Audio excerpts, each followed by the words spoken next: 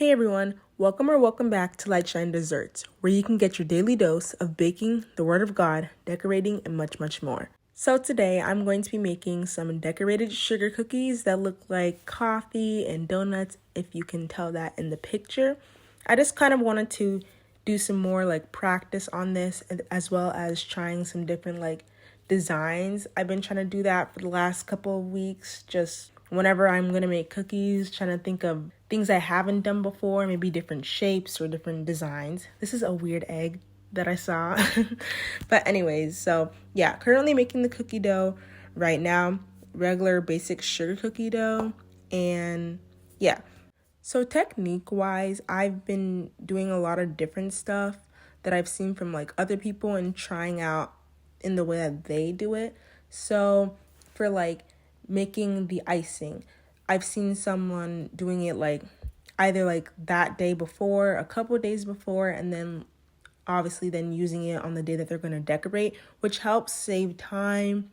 But for me, I've seen that it kind of thickens the icing over time because it just had time to sit in the piping bag or wherever you put it in. And so in some ways it can help, but some ways it kind of makes things a little bit harder. And then another thing is the dehydrating method, whether that's in an oven or an actual dehydrating oven, or whether that's in an actual dehydrator, but just using that as a way to be able to do different layers faster. It can help, but it does, as I've seen, make the icing a little bit more harder. So I tried to see if this would change today. So we will see that later. But for me, most recipes say chill the dough and then roll it out after the amount of time. But whenever I try doing that, it just ends up breaking the dough. And it's just so much easier to do it when it's either warm, which can be difficult at times. But what I try to do is make the dough, chill it for a little bit, so maybe 30 minutes or up to an hour, take it out so it's still soft, but it's cold. So it's easy to roll out, but firm enough so then when I use a cookie cutter, I can just easily take it out.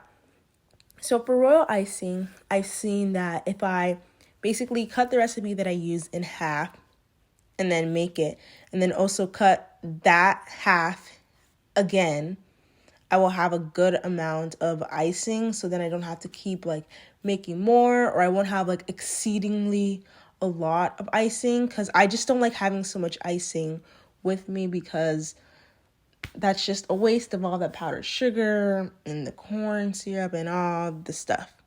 So right now I'm just adding in the water to make the texture a little bit different. So since, like I said here, I made it the day before, I try to get it to where it's loose, but not super duper loose. So then it's a good consistency when I'm going to actually be piping it. But here I think it still was a little bit too thick, because when I'm going to pipe it later, it is still kind of thick because, again, it thickens up as time goes on. I don't know why, but see, it kind of looks a good amount. If I used it right then and there, it might have worked. Might have been a little bit loose, but might have still worked. But since I did it the day after, kind of got more thicker. And those are all the colors. So right now I'm making the coffee mug. I had an idea in my mind. It wasn't until later on, after doing all the piping, that I realized that I kind of didn't do that idea that I wanted to do. But this is kind of the drink, the coffee itself. I tried to do a dark brown with the brown gel food coloring that I had, but it just wasn't getting there. Tried adding a little bit of black, but then that kind of made it too black, and it was just really difficult. But coffee can sometimes be black, or but it was a really dark brown, but it was if you looked at it, you would think it was black. And so as you can see here, it's kind of hard for me to kind of pipe this out since it got thicker as time went on. I did try cutting the hole a little bit bigger, but when it's too thick for at least how I want it, it might be harder just to even use the scribe to move around the icing, smooth it out. And so then I usually then have to go put it back into a bowl, mix it up with a little bit of water to get it loose again. And that just, again, it's a lot of wasted time that I could easily have used to just make the icing that day and then use it. But there can also be difficulties when doing that as well. Typically, when I see donut cookies, they're usually like pink or just donuts themselves, and I like pink, my favorite color. And so back to the mugs, I'm currently doing the outline for the mug itself. I was thinking of just either doing it like plain white, maybe adding a face like I've seen other people do, adding some designs. So some of them I did that, but I did put this in the dehydrator because that was what I was testing out again today. And as you can see in the middle, it's kind of like sunken a little or kind of cratered.